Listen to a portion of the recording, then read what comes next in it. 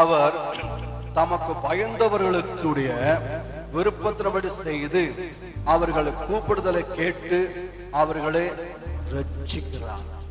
என்ன பிரச்சனை வந்தா சரி, என்ன போராட்டம் வந்தா சரி, நீங்க கலங்கவே கூடாது. சொல்லுங்க, நீங்க கலங்க கூடாது, பயப்படக்கூடாது. இந்த காரியம் வெற்றி பெறுமா, இந்த காரியம் தோத்து போயிருமா, இந்த காரியம் ஜெயமெல்லாம் போயிருமா, நீங்க பயப்படவே கூடாது. சொல்லுங்க, பயப்படவே கூடாது.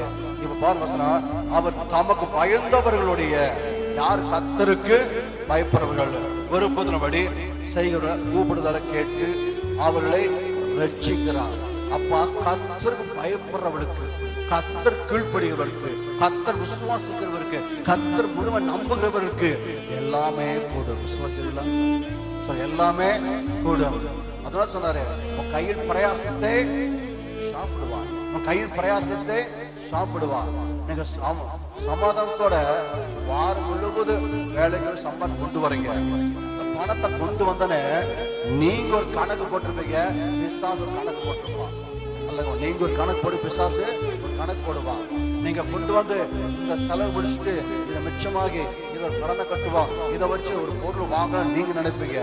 அவன் நினைப்பான் இதை எப்படி அழிக்கணும், இந்த காசை எப்படி அழிக்கணும் திட்டம் போடுவான். அப்ப நீங்க அந்த வருமானத்தை ஆண்டவர் சமூகத்தை ஒப்படைச்சிடணும்.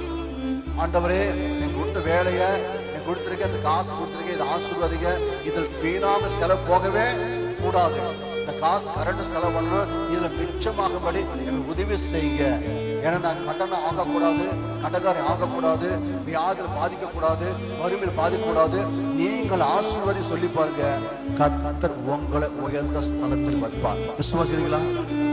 உங்களை அவர் எப்படி வைப்பாரு? உங்களை எப்படி வைப்பாரு? உயர்ந்த ஸ்தலத்தில், உங்களை உயர்ந்த ஸ்தலத்தில் வைப்பார். விசுவாசிக்கிறீங்களா? அப்ப நீங்க ஆண்டவர்